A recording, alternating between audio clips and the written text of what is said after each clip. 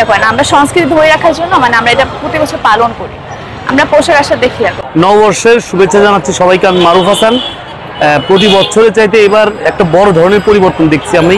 সেটা হচ্ছে আমরা প্রতি বছর যখন আসতাম প্রচুর রোদ ছিল, খুবই ডিস্টার্ব লাগতো, কিন্তু আজকে এই মেট্রো রেল হওয়াতে আমরা পরিবার সহ আসছি। আমি খুব সুন্দর পরিবেশে আসছি, মনে হচ্ছে গাছের ছায়া যাচ্ছে। তো এখন আগেকার মতো কোনো ঝামেলা নাই, কিছু নাই, একটা সবাই আনন্দ, কোনো ঝামেলা নেই, এখন সুন্দর নাই না। আমি পরিবার নিয়ে সবসময় আসি, আমি আমার ওয়াইফ বাচ্চা প্রতি বছরই পরিবার নিয়ে আসি। শুধু এখানে না আসি, সবসময় তো এবার এখানে আসি না, কারণ প্রতি বছরও অনেক সময় যাই অন্যদিকে, রমনায় থাকি, আজকে বিশ্ববিদ্যালয়ে যাবো।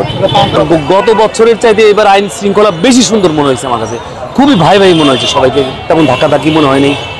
ওই দূর থেকে গাড়িটা বন্ধ করে দিয়েছে, আমরা হাঁটতে হাঁটতে আসছি, আর তো ছায়ার পথ, আমার ভালো লাগছে এবার বেশি। আমি পান্তা ইলিশ খেয়েছি এবং যারা খাচ্ছে তাদেরকে আমি উৎসাহ দিচ্ছি, তারা খাও, কারণ প্রত্যেকটা ইভেন্ট মানুষের জীবনে প্রতিটা দিনে একদিন আসে, পরবর্তী আসে, ওই দিনটাকে উপভোগ করা উচিত। প্রাসঙ্গিক হওয়া খুবই দরকার। এই জন্য সম্ভব হলে পান্তা ইলিশ বা যেই ঈদের দিন যেটা করি, পয়লা বৈশাখে যেটা করি, সর্বদা প্রত্যেকটা আমার মনে হয় উপভোগ করা উচিত, কারণ প্রত্যেকটা দিন মানুষের জন্য একবার আসে। শুভ নববর্ষ বলতে হচ্ছে আপনার যে শোভাযাত্রাটা হচ্ছে, এটাকে বোঝানো হচ্ছে আর কি।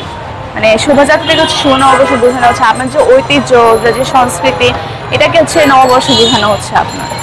আমাদের হচ্ছে একটা সংস্কৃতি ধরে রাখার জন্য আমরা এটা পালন করি প্রতি বছর। প্রতি বছর আমরা পয়লা বৈশাখটা পালন করি, যাতে আমাদের সংস্কৃতি এগুলো যাতে আমরা বজায় রাখতে পারি, যাতে এগুলো আমরা এগিয়ে নিয়ে যেতে পারি, যাতে হয় এটা আমরা সংস্কৃতি ধরে রাখতে পারি।